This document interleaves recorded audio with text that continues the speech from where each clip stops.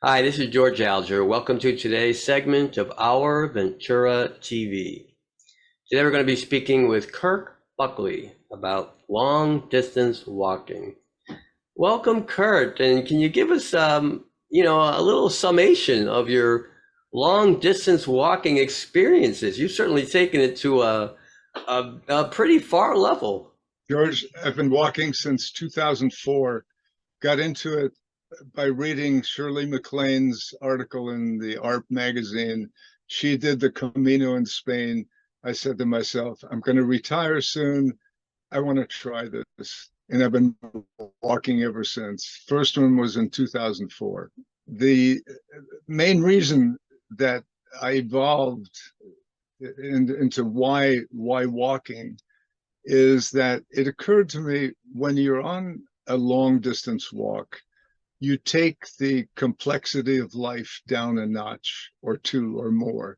All you worry about is what's on your back, where you're going to sleep that day, your food, and that's it.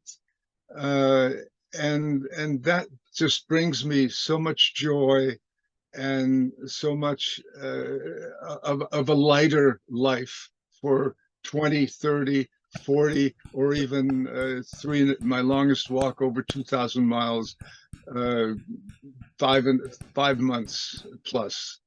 So that's what really got me going. What is a long distance walk to you? A long distance walk is one that's probably more than 2 weeks or more. And I say that because I find my metabolism on a walk adjusts itself after about the third or fourth day. In fact, some evenings, third or fourth day, I will start shivering because I can see my body is just being forced to do more for a longer period than, say, at home, where I might walk every other day. And with that metabolism change, I figure you have to walk at least a week, 10 days. And so my shortest walks tend to be about 2 weeks and go up to 5+ months. Okay, very good. And you've been doing this, for the last 20 years. And does that mean you do it several times a year or once a year? My goal is to try to do one long distance walk every year. I didn't start out that way. First one was 2004, then 2007, and then didn't do another one until 2011. But uh, I slowly evolved to where I now feel I have to do it every year, and so I try to arrange that. Very good.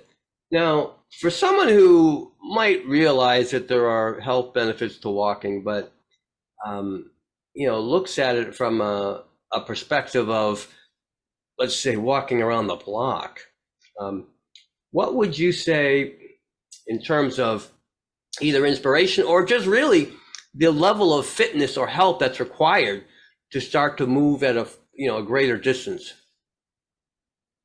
I I get into almost a preaching mode about this because I feel that uh, when I walk long distance, I get rid of all my aches, all the little pains that you might have around the house. You sleep wrong over a certain night and get up in the morning and say, oh, my shoulder, or this or that.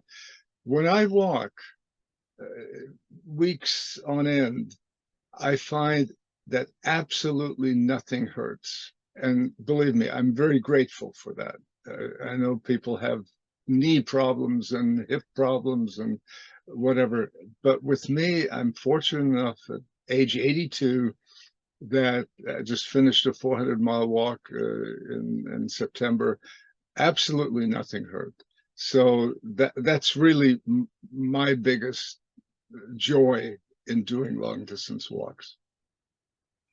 Good. Could I also extrapolate from that that perhaps just getting started and just starting to walk, let's say further and further, you are conditioning yourself to being able to do even more. Well, the conditioning is something, since I lead a chapter of the American Pilgrims on the Camino, I have to stay in relative shape all year long. And so I try to walk at least 15 to 20 miles every week. I do maybe a short one, a 4 miler, and then alternate days a 6 miler, and then I try to finish the week with maybe a 9 or 10 miler with some elevation gain in that, just so I can keep up on those hills. But if one were to train for it, I would say it's just something that one does, and start off with whatever you can do, 2, 3, 4 miles. We have a couple of new folks on our in our chapter. Maybe 3 or 4 miles is all they can do, and just bump that up. And it's surprising how fast you can bump things up. We used to have a saying: if you can do 4 miles, you can do 12. So you may feel some aches and pains the next day, but they'll go away. Very good. Some basic points that let's see if we can touch upon before we have to run out of time here. But can you comment on hydration and pacing? I learned hydration being a problem the hard way. I have fainted on my walks, not keeled over, but basically had to stop, had to make sure that my blood pressure stabilized and my vertigo disappeared. But hydration is so important, to the degree that when you get older, force it even before the walk. Drink a whole bottle of Gatorade or whatever you tend to drink before the walk, and you'll see the benefits of that. So it's a big issue. Good. And how about pacing? Sorry? How about pacing? Pacing, very good point. It's so easy on a long distance walk. When you walk with friends, you might want to go visit a church or a museum, and you tell them, "Oh, go ahead, I'll catch up with you." And so after doing your little mini outing, you then say, "Oh, I've got to pick up now my pace and to catch up with them." That picking up the pace, you will invariably risk facing some kind of a tendonitis, either fasciitis, Achilles tendonitis, as I got it. So don't deviate from your normal pace too much. Very good. All right, Kurt, we're just about out of time here. Just give you an opportunity to fit in a final thought, if there's something else you want to leave people with before we sign off. Just to say that I swear by walking, but walking should be fun. If it ever gets to the point where it's not fun, change it up.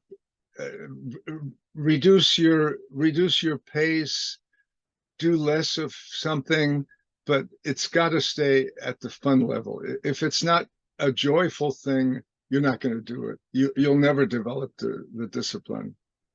I wish all the future walkers well. Well said. Thank you very much, Kurt. We're going to wrap up here. This is George Alger signing off for this segment of Our Ventura TV. Until we meet again.